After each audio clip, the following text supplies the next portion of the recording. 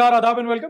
This is Hardik and you are watching the Sunday show. वो show जहां हम करेंगे अब न्यूज की बात एंटरटेनमेंट के साथ। जावेद अख्तर साहब एक ऐसी शख्सियत जिनके नाम के आगे अगर आप साहब ना लगाओ तो ऐसा लगता है कि परिचय अधूरा रह गया।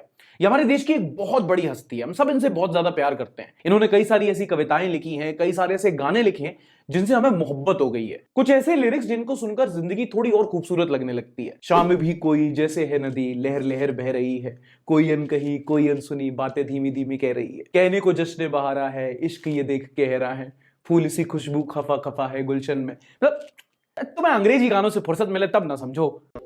अभी वो अक्सर जावेद साहब अपने पॉलिटिकल स्टेटमेंट्स के लिए चर्चा में रहते हैं। ये एक बहुत ओपिनियटेड इंसान है और हाल ही में उन्होंने एक ऐसा स्टेटमेंट दिया जिसने एक नहीं दो देशों में हेडलाइन पकड़ ली। ये पाकिस्तान में फैज फेस्टिवल में शामिल होने गए थे। एक लिटरली फेस्टिवल है, जैसे हमारे यहाँ जश्न एकता होता है ना, वैसे ही। और क्योंकि ये भारतीय थे तो वहां के कोई रिपोर्टर को चुन लोगी तो उसने सवाल पूछ लिए, तो इन्होंने कोट अनकोट उनको करारा जवाब दिया। बेसिकली दो पॉइंट थे। पहला था इंक्लूसिविटी का। जब उनसे पूछा गया कि भाई भारत में कैसे जो आर्टिस्ट होते हैं उनसे पेश आया जाता है, तो उन्होंने बोला वो सब छोड़ो, आप इतना ही देख लो कि हमारे देश में जब भारत में पाकिस्तान का कोई आर्टिस्ट आता है, फैज साहब आते हैं, मेहदी हसन साहब आते हैं, तो हम उनका बड़ा सम्मान करते हैं, बहुत बड़े बड़े इवेंट्स होते हैं। लेकिन क्या आपके देश में कभी लता मंगेशकर जी के लिए कोई इवेंट हुआ? हमने तो नुसरत के बड़े बड़े फंक्शन किए, मेहदी हसन के बड़े बड़े फंक्शन किए। आपके मुल्क में तो लता मंगेशकर का कोई फंक्शन नहीं है। सही बात है। और दूसरा, पाकिस्तानियों की दुखती रग आतंकवाद। उन्होंने कहा कि भारत देश का जो सबसे बड़ा आतंकवादी हमला था 26/11, और उसके जो आतंकवादी थे वो पानी के रास्ते से आपके देश से आए थे, उनको आपके देश ने ट्रेन किया था, स्टेट स्पॉन्सर्ड टेररिज्म था। हम तो बंबई के लोग हैं, हमने देखा हमारे शहर पे कैसे हमला हुआ था। तो वो लोग नॉर्वे से तो नहीं आए थे, वो लोग अभी भी आपके मुल्क में घूम रहे हैं। और ये वेल डॉक्यूमेंटेड फैक्ट है कि पाकिस्तानी हुकूमत और टेररिस्ट ग्रुप्स गुलू गुलू करते रहे। अब जावेद साहब ने ये दो बड़ी बातें कह दी, एंड गिवन द फैक्ट कि आप एक मुल्क में जाकर उन्हीं की इवेंट में उन्हीं की आवाम को उनकी असलियत दिखाएं। अब देखो, जावेद साहब हो गए, नुसरत फतेह अली खान साहब हो गए, लता मंगेशकर जी हो गई, ये हमारे देशों के कुछ ऐसे आर्टिस्ट हैं जो सरहदी दूरियों से परे हैं। इनकी बहुत बड़ी शख्सियत है, ये कुछ भी बोलते हैं तो लोग सुनते हैं, इनकी बातों का एक इंपैक्ट होता है। एंड जावेद साहब तो सही में बहुत मुंहफट है। खैर, ये जब स्टेटमेंट बाहर आए तो भाई चर्चा हुई सोशल मीडिया पर, एक जगह तारीफ दूसरी जगह गाली, जैसा हर ओपिनियटेड इंसान के साथ होता है। एंड देखो, ऑफ कोर्स जावेद अख्तर साहब इंडियन मुस्लिम इन पाकिस्तान, तो भैया वो वाला फैक्टर भी आएगा, आप जानते हो। ये सब बोलने के बाद कोई मुसलमान होने के लिए उनकी तारीफ करेगा और कोई उसी चीज के लिए उनको कोसेगा। एज अ सिटीजन बोला उन्होंने, ये चीज ज्यादा मायने नहीं रखेगी क्योंकि मसाला नहीं मिलता इससे। बट फिर भी जावेद के अख्तर होने से अगर आपके नजरिए में कोई भी फर्क पड़ता है तो भाई आप इंसान बुरे नहीं हो, बस न्यूज ज्यादा देख रहे हो आजकल। थोड़ी मर्यादा रखिए। अगली बड़ी कंट्रोवर्सी हुई कर्नाटका में, जब एक आईपीएस अधिकारी ने दूसरे आईएएस अधिकारी की प्राइवेट फोटोज लीक कर दी। ये तब हुआ जब आईपीएस ऑफिसर डी रूपा ने आईएएस ऑफिसर रोहिणी सिंदूरी की कुछ प्राइवेट इमेजेस फेसबुक पर पोस्ट कर दी और उन पर कई सारे गंभीर एलिगेशंस लगाए, which included abuse of power and corruption. D Roopa ने यह आरोप लगाया कि रोहिणी सिंदूरी अपने कॉलीग्स को अपनी प्राइवेट फोटोज भेजती हैं, फेवर्स एक्सचेंज करती हैं। अंग्रेजी में इसका क्लासिक वर्ड है कैरेक्टर असैसिनेशन। फिर वहां पर आईएएस रोहिणी ने कहा कि भाई ये सारे इल्जाम झूठे हैं, ये ज्यादातर इमेजेस मेरे खुद के व्हाट्सएप से ली गई हैं और ये जो ऑफिसर हैं रूपा जी जिन्होंने पोस्ट किया है ये मेंटली स्टेबल नहीं है इतने बड़े पोस्ट पर बैठने के लिए। इसका हिंदी में क्लासिकल वर्ड है आरोप प्रत्यारोप। अब ये मामला आने के बाद सोशल मीडिया पर लोगों ने कमेंट करना शुरू कर दिया कि ऐसा नहीं होना चाहिए, ये गलत है, फोटोज अपलोड नहीं होनी चाहिए, अपलोड हो गई तो लिंक कहां है, लड़के हैं, गलती हो जाती है। देखो, जोक सपाट, ये हाईएस्ट लेवल ऑफ ब्यूरोक्रेसी है और ऐसे में पब्लिक में इतनी छींचा लेदर, मतलब आप सिर्फ अपना नहीं, अपने बैच का, अपने फोर्स का, अपने स्टेट का, सबका नाम खराब कर रहे हो। कहने का मतलब ये कि ऐसे समाज में चौल वालों की तरह लड़ाई करना ये आईएएस आईपीएस अधिकारियों पे सूट नहीं करता। हालांकि इनका ये प्राइवेट मैटर है, बट क्योंकि आप दोनों ही गवर्नमेंट ऑफिसर्स हो तो ये पब्लिक भी हो जाता है। फिर मामला सामने आने के बाद स्टेट होम मिनिस्टर ने दोनों ऑफिसर्स को विदाउट पोस्टिंग ट्रांसफर कर दिया है। आगे जाके कोई सिग्निफिकेंट अपडेट आएगी तो मैं बताऊंगा। चलो आगे बढ़ते हैं अगली हेडलाइन पर जो आई क्रिकेट से। यहां पर भी वही सेम सीन हुआ, दो बड़ी बड़ी पर्सनैलिटी सोशल मीडिया पर आकर तू मैं करने लगे और ये हुआ केएल राहुल के फॉर्म को लेकर। फॉर्मर इंडियन क्रिकेटर वेंकटेश प्रसाद और आजकल के आप जो कमेंट्री सुनते हो आकाश चोपड़ा, ये दोनों केएल राहुल के ऊपर भिड़ गए। अब देखो, केएल राहुल के फॉर्म के ऊपर सिर्फ ये दोनों नहीं लड़ रहे हैं, बहुत इंडियन क्रिकेट में इसके ऊपर बहस चल रही है। आप अभी के लिए इतना समझ लो बस कि अगर इतने परफॉर्मेंस के बाद अगर केएल राहुल को अगले टेस्ट मैच में भी खिला लिया तो वेंकी भाई समेत कई लोग बीसीसीआई के ऑफिस के बाहर धरने पर बैठ जाएंगे, अन्ना आंदोलन हो जाएगा पूरा। चलिए अब बताता हूं आपको इस हफ्ते के संडे समाचार। पहली खबर है इंटरनेट को लेकर। डोंट वरी, कहीं शटडाउन नहीं हुआ है, बल्कि बड़ा है। आपको ये जानकर बिल्कुल हैरानी नहीं होगी कि पिछले कुछ सालों में इंडियंस का जो इंटरनेट यूजेज है वो काफी ज्यादा बढ़ गया है। नोकिया की एनुअल मोबाइल ब्रॉडबैंड इंडेक्स की रिपोर्ट ने बताया है कि पिछले 5 सालों में इंडिया का जो मोबाइल डेटा ट्रैफिक है वो 3 गुना बढ़ा है। एवरेज मोबाइल डेटा कंजम्पशन हर साल 13% से बढ़ रहा है और आज की डेट में इंडिया में internet user on an average हर महीने 20 GB डेटा यूज करता है। 20 GB एवरेज पे है और कुछ लोग तो उससे भी ज्यादा यूज कर रहे हैं। और अब आने वाले टाइम में जब 5G आएगा तो इंटरनेट कंजम्पशन और बढ़ जाएगा। And for a young country like India this much internet access means potential. और यही वो पोटेंशियल है जिसके बारे में इंस्टाग्राम पे जो इन्फ्लुएंसर्स हैं ये बात करते रहते हैं। एंड मुझे ये सब इसलिए पता है बिकॉज आई फॉलो सार्थक गोस्वामी। अच्छा, आपको याद है कि जब शुरू में 4G आया था 2016-17 के टाइम पे, जब हम 25-25 रुपए के कार्ड पे 3G यूज करते थे और जब एकदम से 4G आया तो हम लोग के होश उड़ गए थे कि भाई स्पीड आ रही है 2 Gbps 4 Gbps। वो बोल रहा है कि भाई अब ऑनलाइन देख लेंगे, पेन ड्राइव की जरूरत नहीं पड़ेगी। बहुत गंदे आदमी हो यार। अच्छा, अगली खबर काफी इंपॉर्टेंट। एक सेकंड मांग भीख बार बार आ जाता है। अल्लाह के नाम पे वीडियो लाइक कर दे बाबा, और सब्सक्राइब करेगा तो भगवान भी तेरा भला करेगा। फ्यूचर फोरम नाम का एक रिसर्च फर्म है और इन्होंने कई सारे नौकरी करने वाले लोगों का सर्वे किया, उनसे बात की और पाया कि जो लोग डेस्क जॉब करते हैं उनमें से 40% ऐसे एम्प्लॉइज होते हैं जो अपनी लाइफ में आजकल बर्नआउट महसूस कर रहे हैं। अगर आपको बर्नआउट नहीं पता तो बेसिकली जब आप काम करते करते ज्यादा थक जाते हो, ऊब जाते हो, कुछ ऐसा मन नहीं करता काम करने का, क्रिएटिव लोगों में ज्यादा होता है, it's more mental than physical. अच्छा, बर्नआउट के बारे में एक चीज पाई गई कि इसमें पेंडेमिक और रिसेशन का भी काफी खेल है। जब पेंडेमिक आया और लॉकडाउन लगा तो काफी ज्यादा लोग वर्क फ्रॉम होम में काम करने लगे, अपने सहूलियत के हिसाब से वो काम करते थे और अकॉर्डिंग टू वर्कर्स उनकी प्रोडक्टिविटी वहां बढ़ गई। लेकिन फिर जब लॉकडाउन रिस्ट्रिक्शंस हट गए और सारी कंपनीज ने वापस बुला लिया तो अचानक से फिर रिसेशन भी आ गया, कई सारे भाई ले ऑफ्स होने लगे। तो इस डर से कि भाई जो खासकर जो यंग एम्प्लॉइज होते हैं, जो फीमेल वर्कर्स होती हैं, उनको ले ऑफ करने का भी डर सता रहा है, जिसकी वजह से बर्नआउट हो रहा है। अब इसके बारे में यूजुअली ज्यादातर लोग बात नहीं करते, लेकिन जैसे जैसे टाइम बीत रहा है हम अपने वर्क फोर्स में mental harassment, mental state, burnout, ये सारे टॉपिक्स पर भी बात कर रहे हैं। खैर, अभी के लिए अगर आप कभी बर्नआउट महसूस करो अपने डेस्क जॉब पर तो थोड़ी देर के लिए कंप्यूटर स्क्रीन से दूर जाओ और ऐसे ले लो। पापा तो यही करते हैं।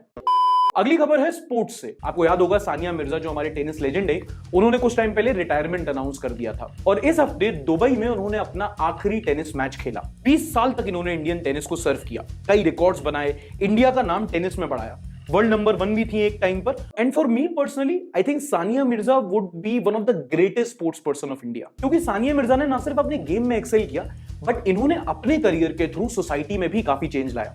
नॉट टू फॉरगेट, ये उस टाइम पर खेलती थी जब सोसाइटी का माइंडसेट ही कुछ अलग हुआ करता था। आजकल के टाइम पर हम देख रहे हैं कि जगह जगह फीमेल जो स्पोर्ट्स पर्सन है वो आगे आ रही हैं, लेकिन उस टाइम पर जब सानिया मिर्जा खेलती थी, और ये उनके पापा ने भी बोला है कि कई सारे लोग बोलते थे क्या अपनी बेटी को टेनिस खिला रहे हो, देखो छोटी छोटी स्कर्ट में खेल रही है, मतलब उनकी ड्रेस कोड पर भी सवाल उठाए जाते थे। And as a women sports person coming from a Muslim community playing a sports like tennis काफी ज्यादा मुश्किल थे, बहुत सारी कंट्रोवर्सीज हुई थी, लेकिन उन्होंने अपनी जर्नी के थ्रू काफी ज्यादा यंग लड़कियों को इंस्पायर किया। और कई ज्यादा लड़कियां जिन्होंने भाई स्कूल बुक्स में ना सानिया मिर्जा की फोटो देखी, उन्होंने कहा अगर ये बन सकती है तो भाई मैं भी बन सकती हूं। और उन्होंने रिटायरमेंट स्पीच में भी अपने देश की यंग लड़कियों को बोला कि भाई don't let anyone tell you what you want to do in your life, जो करना चाहती हो करो। एंड लास्ट न्यूज है फाइनेंस से, जहां पर आईएमएफ ने बताया कि 2023 में इंडिया ग्लोबल जीडीपी ग्रोथ का 15% हिस्सेदारी देगा। मतलब यानी कि अगर ग्लोबल जीडीपी है वो 100 रुपए की है तो इंडिया की हिस्सेदारी उसमें 15 रुपए की होगी। Now not to forget, India उन चुनिंदा देशों में से है जो इस टाइम पर एक पॉजिटिव ग्रोथ देख रहे हैं। मतलब हमारे मार्केट में बिजनेसेस के लिए बहुत पोटेंशियल है। अब आप देखोगे तो एमएलए ही इतने महंगे बिकते हैं आजकल। पुलिस से नोटिस आया है 3 दिन में 7 सवालों के जवाब देने हैं। आर्टिस्ट फ्रीडम ऑफ स्पीच, अच्छा सॉरी, नॉनसेंस।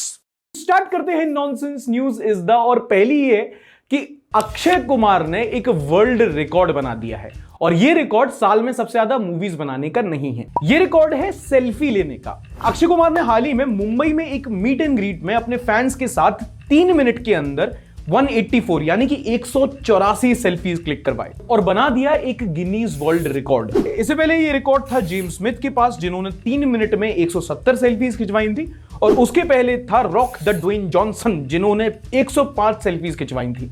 हर छोटी छोटी बात पे तो आजकल रिकॉर्ड बन जाता है। सेल्फी लेना ये कोई रिकॉर्ड है? इससे ज्यादा तो लड़कियां चेंजिंग रूम में ले लेती हैं, 50 ऐसे और 100 पाउट बनाकर। बात तो सही है। अच्छा, जावेद अख्तर साहब अकेले नहीं थे जो बॉर्डर क्रॉस करके खेल के आ गए, कुछ लोग खेलते खेलते बॉर्डर क्रॉस कर चुके हैं। स्क्रीन पर आप जिस कन्या को देख रहे हो ये पाकिस्तान में इकरा है और इंडिया में इनको रवा बुलाते हैं। अच्छा, इकरा पाकिस्तान की लड़की है और इनको लूडो खेलने का बड़ा शौक था, और रातों रात ये जब लूडो खेल रही थी तो इनका एक मैच हुआ हमारे मुलायम भैया से, इंडिया के। दोनों ने एक दूसरे की गोटियां काटी, सेफ जोन पर बात हुई, ये इनके होम गई, वो उनके होम गई, और ये लूडो लव स्टोरी इतनी बढ़ गई कि उन्होंने कहा कि चलो भाई अब असली में एक दूसरे के होम जाया जाए। तो इकरा वाया नेपाल इंडिया आ गई और उन्होंने मुलायम से शादी कर ली। इकरा ने नाम बदलकर रवा रख लिया और मुलायम के साथ ही खुशी खुशी रहने लगी। लेकिन फिर किसी दिन इकरा के पड़ोसियों ने नमाज पढ़ते देख लिया। पुलिस को खबर पहुंची, जब पुलिस ने तलाशी ली तो इनके घर पर पाकिस्तानी पासपोर्ट मिल गया। फिर क्या था, इस लूडो लव स्टोरी के लूडो लग गए। But you have to feel for Mulayam भाई। एक पड़ोसी से लव स्टोरी स्टार्ट की, दूसरे ने खत्म कर दी। ब्लडी पड़ोसी। और इश्क में सरहदें पार करने वाली अगली कहानी है मुंबई से, जहां पर एक सिविल इंजीनियर है राजा बाबू शाह, जिन्होंने अपनी वाइफ को इंप्रेस करने के लिए पासपोर्ट वेरिफिकेशन सिस्टम ही हैक कर दिया और उनके कुछ डॉक्यूमेंट क्लियर कर दिए ना। ऑब्वियसली ये गलत है, बट पहला सवाल ये पूछा जाना चाहिए कि पत्नी को कौन इंप्रेस करता है बे? वो तो ऑलरेडी पट गई है भाई। जब सेल्फ स्टार्ट हो गई गाड़ी तो किक क्यों मार रहे हो? अजीब ही लोग हैं, कोई बॉर्डर क्रॉस कर रहा है, कोई साइबर क्राइम कर रहा है, यहां डीएम के रिप्लाई नहीं आ रहे। शादी की एक बारात में कुछ लोग बड़े टुन्न होकर नाच रहे थे, दारू की बोतल हाथ में पकड़कर, फुल रॉलबाजी। लेकिन इनकी बदकिस्मती से इनकी ये वीडियो वायरल हो गई और पुलिस ने इनको अरेस्ट कर लिया। लेकिन फिर पुलिस ने सोचा कि चलो हम भी थोड़ा फन कर लेते हैं, तो इनसे क्राइम सीन रिकंस्ट्रक्ट करवाया। मतलब इनको अरेस्ट करके ले गए सड़क पे, हाथ में दारू पकड़ाई और बोला कि जरा नाच के दिखाना कैसे नाच रहे थे। आरोपीओ देना आरोपीओ છે એ બતાડો ને હા ઉપર હા પછી બીજા ને देखो, with due respect to our security forces, police, army, air force, सेना, अगर इन लोगों ने तुम्हें बकलोली करते पकड़ लिया और मजे लेना शुरू कर दिया तो जीसस क्राइस्ट, अल्लाह भगवान, जिससे दुआ प्रार्थना करनी है कर लो, तुम्हारे मजे तो ये लेकर रहेंगे। मेरे से उठक बैठक लगवाई थी, मुर्गा बनवाया था। पीले पीले ओ साहब एक गलती हो गई। उस दिन हम लोग ब्लेंडर पी रहे थे, ये आरएस है। आज मेरे एक सेकंड साहब, एक और गलती है इसमें, गाना गलत बज रहा है। उस दिन बज रहा था सपने में मिलती है कुड़ी, सॉरी। बढ़ते हैं हमारे पॉजिटिव न्यूज के सेगमेंट की तरफ, यानी कि वो सेगमेंट है जहां पर हम कुछ पॉजिटिव स्टोरीज के बारे में, कुछ सकारात्मक लोगों के बारे में, कुछ इंस्पिरेशनल लोगों के बारे में जानते हैं, जिनसे हम अपनी जिंदगी में कुछ प्रेरणा ले सके। इस हफ्ते के सेगमेंट में आपको दो लोगों से इंट्रोड्यूस करता हूं जिनकी कहानी सुनकर आपका दिल गार्डन गार्डन हो जाएगा, मजा आ जाएगा सुनकर। और अगर अच्छा लगे तो वीडियो लाइक कर देना, अगर टीवी पे देख रहे हो तो मोबाइल पर लाइक कर देना, डील। अच्छा, कई बार हमारी जिंदगी में ऐसा होता है ना कि हम कुछ अनफॉर्चुनेट एक्सपीरियंस करते हैं, कुछ खराब ऐसा एक्सपीरियंस हो जाता है हमारी लाइफ में जो एक गहरी छाप छोड़ जाता है, जिसमें कई बार हमारी कोई गलती भी नहीं होती है, और हम फिर ऐसा प्रण ले लेते हैं कि यार कुछ भी हो जाए, ये एक फीलिंग ना दोबारा मैं लाने दूंगा और कोशिश करूंगा कि किसी और को भी ना आए। ये एक परेशानी है जो किसी और को भी ना आए। फॉर एग्जाम्पल, मेरी लाइफ में मुझे ऐसा लगता है कि एक बार मैं दिवाली पे घर नहीं जा पाया था, अकेला रह गया था, और अब मैं कोशिश करता हूं कि यार कभी भी कोई त्योहार का मौसम हो या त्योहार का माहौल हो तो किसी को ना त्योहार पे अकेला ना छोड़ा जाए। कोशिश की जाए कि या तो खुद कहीं शामिल हो जाओ या उसको अपने साथ शामिल कर लो। त्योहार पे मेरे हिसाब से कोई अकेला नहीं रहना चाहिए। अब एक आदिवासी महिला से आपका इंट्रोडक्शन कराता हूं। यह है रायगढ़ डिस्ट्रिक्ट की रूपुली जकाका। इनके साथ एक दुर्घटना तब हुई थी जब 40 साल पहले इनके जो पति थे वो बीमार पड़ गए। अब क्योंकि एक आदिवासी महिला है, ये एक ट्राइबल एरिया से आती है, तो वहां पर ज्यादा कुछ फैसिलिटी थी नहीं, कोई अस्पताल नहीं था, कोई गवर्नमेंट ऐसी कोई सुविधा नहीं थी, और कोई हेल्थ सर्विस ना मिलने की वजह से इनके पति का देहांत हो गया। इनको काफी बुरा लगा क्योंकि सुविधा ना होने के कारण इन्होंने अपने पति को खो दिया, और फिर ये कुछ ऐसा करने लगी जिसकी वजह से आज की डेट में इन्हें अपने एरिया की मदर टेरेसा कहा जाता है। अब होता क्या है कि इन्हीं की तरह कई सारे ऐसे हमारे आदिवासी लोग होते हैं जो गवर्नमेंट स्कीम्स का फायदा नहीं उठा पाते। वो ज्यादातर पढ़े लिखे नहीं होते, उन्हें पता नहीं होता कि भाई जो मेन स्ट्रीम दुनिया है उसमें क्या चल रहा है। और सरकार कई सारी स्कीम्स चलाती है, कभी राशन के लिए, कभी एजुकेशन के लिए, कभी कोई महिला सेंट्रिक स्कीम होती है जो सरकार चलाती है, बट ये लोग उनका लाभ नहीं ले पाते। तो रूपुरी जी क्या करती हैं कि अपने आसपास के गांव में जाकर उन आदिवासी लोगों की हेल्प करती है इन स्कीम्स को अवेल करवाने में। किसी को डिसेबिलिटी पेंशन दिलाना, किसी को ओल्ड एज पेंशन दिलाना, किसी को डेथ सर्टिफिकेट दिलाना, किसी को बर्थ सर्टिफिकेट दिलाना, किसी को कोई आवास योजना चल रही है उसका फायदा उठाना, किसी को जो बीपीएल के राशन कार्ड होते हैं उससे किसी को खाद्यान्न दिलवाना, ये सब काम वो करती हैं। और इसी के चलते वो अपने एरिया में लगभग 15,000 लोगों की मदद कर चुके हैं।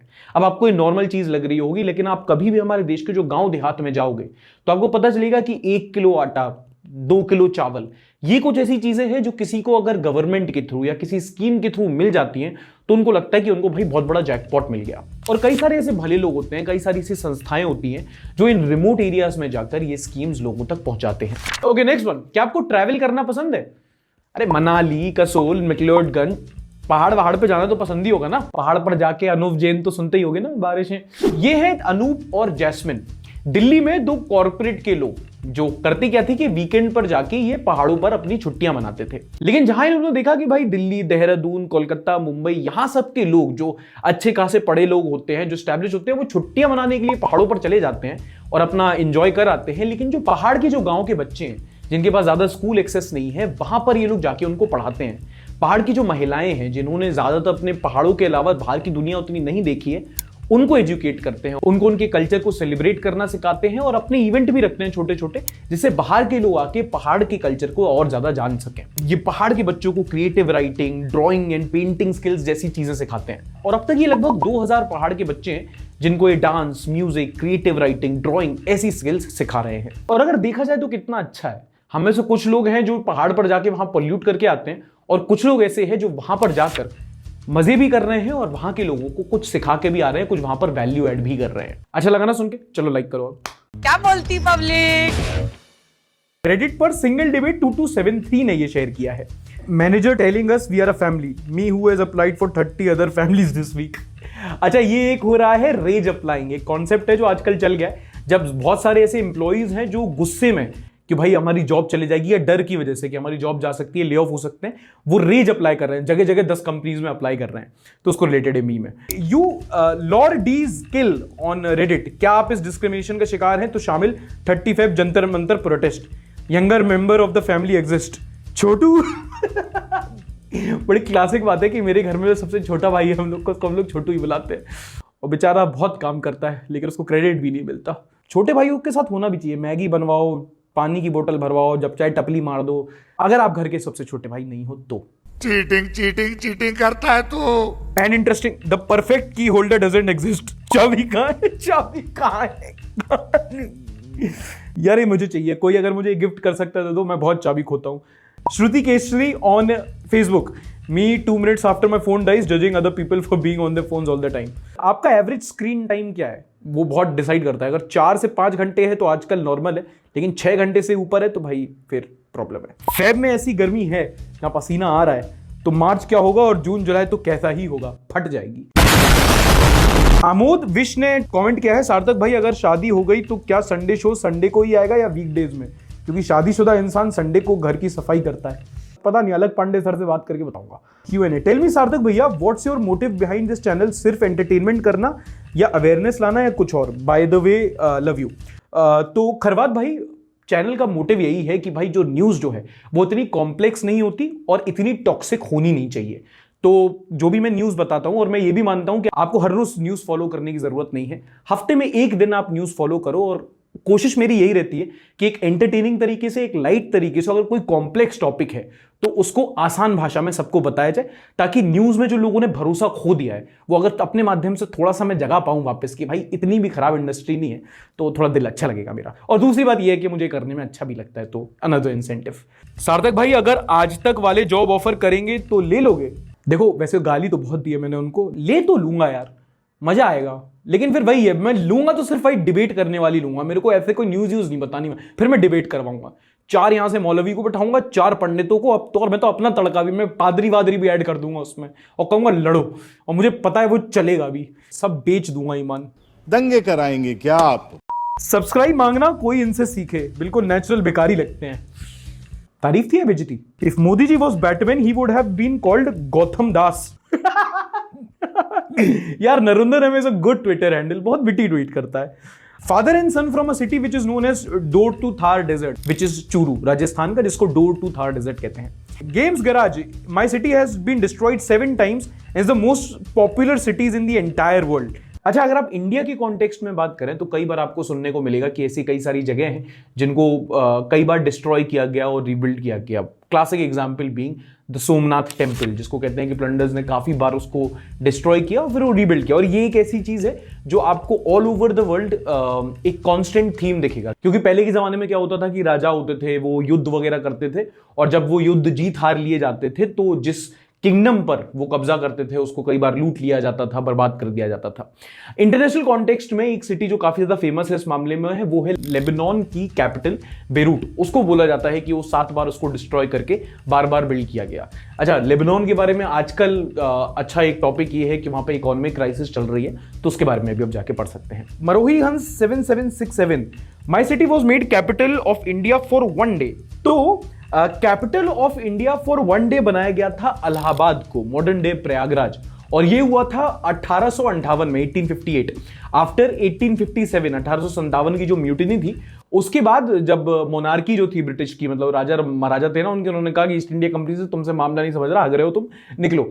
तो ट्रांसफर ऑफ पावर होनी थी, और क्योंकि दिल्ली मेरठ जो उस टाइम के पावर सेंटर्स थे वहां बहुत ज्यादा कहते हैं ना केओस था, तो उन्होंने उस टाइम पर प्रयागराज को चूज किया था और वहां पर ट्रांसफर ऑफ पावर हुआ था, और एक दिन के लिए इलाहाबाद बना था देश की राजधानी। खैर, अगर ऐसे ही आप भी शो में फीचर होना चाहे तो शो देखते हो, एक सेल्फी लेनी है और अपनी सिटी की कोई प्यारी सी छोटी सी हिंट बताकर #संडे सार्थक यूज कीजिए और उसे इंस्टाग्राम पर अपलोड कीजिए, हम गेस करने की कोशिश करेंगे। शो खत्म करने से पहले रिकमेंडेशन ऑफ द वीक बता देता हूं। नॉर्मली एक किताब होती है, और जैसे कि आपको पता है कि पिछले हफ्ते मैं पढ़ रहा था जिम कॉर्बेट की man eating leopard of Rudraprayag, ये खत्म हो गई थी। आजकल मैं पढ़ रहा हूं fast, cheap and viral by mister Ashish Chopra. ये कंटेंट क्रिएशन को लेकर एक किताब है, अभी मैंने शुरू ही की है तो उसका रिव्यू नहीं दे पाऊंगा। हालांकि अगर आप एक रिकमेंडेशन मेरी तरफ से लेना चाहें, एक जगह विजिट करना चाहें, तो इन दिनों दिल्ली में अगर आप हैं तो ध्यानचंद स्टेडियम में इन दिनों आदि महोत्सव लगा है, जहां पर मैं गया था। आदि महोत्सव यानी कि आदिवासी महोत्सव, वहां पर इंडिया की जितनी भी ट्राइबल कम्युनिटीज हैं, जो जनजातीय समूह हैं, हर स्टेट का एक जो भी जनजातीय समूह है, उनका वो छोटा सा मेला लगा हुआ है। आप देखेंगे कि हर स्टेट के वहाँ छोटे छोटे पंडाल लगे हुए हैं, स्टॉल्स लगे हुए हैं, वहाँ पर वो अपने अपने जो उनका कल्चर है, जैसे कि कोई छत्तीसगढ़ का ट्राइब है या कोई मणिपुर का ट्राइब है, तो वो अपने ट्राइब के अपने कल्चर हैं, अपने प्रोडक्ट्स हैं, वो वहाँ पर उन्होंने रखे हुए हैं, आप वो जाके ले सकते हैं। फॉर एग्जाम्पल, मैंने मिट्टी और पत्थर के चूरन से बना हुआ है ये कप, इसको मैं कॉफी पीऊंगा, कूल बनूंगा। इसमें कई सारे प्रोग्राम्स चलते हैं जहां आपको ट्राइबल हमारे जो कल्चर है उसके बारे में जानने का मौका मिलेगा, और कई सारे जो क्विजीन्स होते हैं, फॉर एग्जांपल छत्तीसगढ़ का एक या फिर झारखंड का एक डोस्का होता है, वो खा सकते हैं आप। नॉन वेजिटेरियन है तो कश्मीर का वाजवा खा सकते हैं आप, और एक छत्तीसगढ़ में एक चीटी की चटनी तक मिलती है। तो बहुत सारे कल्चर्स हैं जिनसे आप रूबरू हो सकते हैं अगर आप आदि महोत्सव जाएं तो। जल्दी खत्म होने वाला है, डेट चेक कर लेना। ये था आज का शो, पसंद आया तो लाइक कीजिएगा, नहीं पसंद आया तो डिसलाइक कर सकते हैं। मिलेंगे अगले एपिसोड में, पिछले हफ्ते का वीडियो आपको इधर मिल जाएगा। तब तक के लिए टाटा बाय बाय, शब्बा खैर, लाइक, सब्सक्राइब एंड शेयर।